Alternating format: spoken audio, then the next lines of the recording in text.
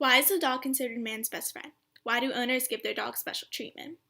Hello, my name is Amanda Ernst, and for my science book project, I chose to read the book What's a Dog For by John Homans. This book was about the author, John's journey to find out why the animal of the dog is how it is today. The dog that caused John to want to do this was a mutt he rescued named Stella. Throughout the book, not only did John express his love for his dog and the species itself, but he also wondered why the dog got special treatment.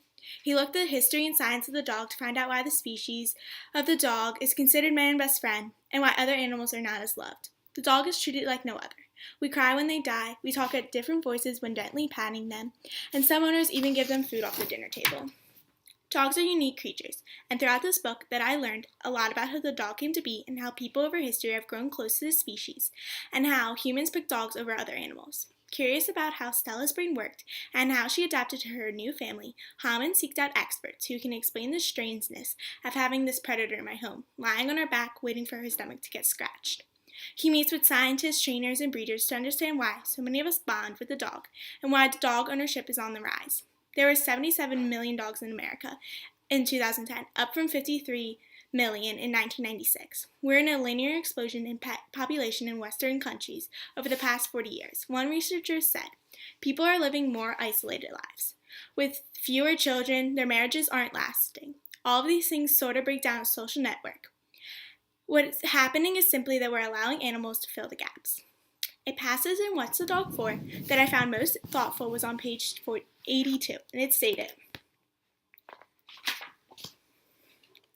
some scientists are skeptic as to how far the dog has really come. They argue that the new view of dog is wish fulfillment masquerading as science. They think dogs are simple creatures, not human-like at all.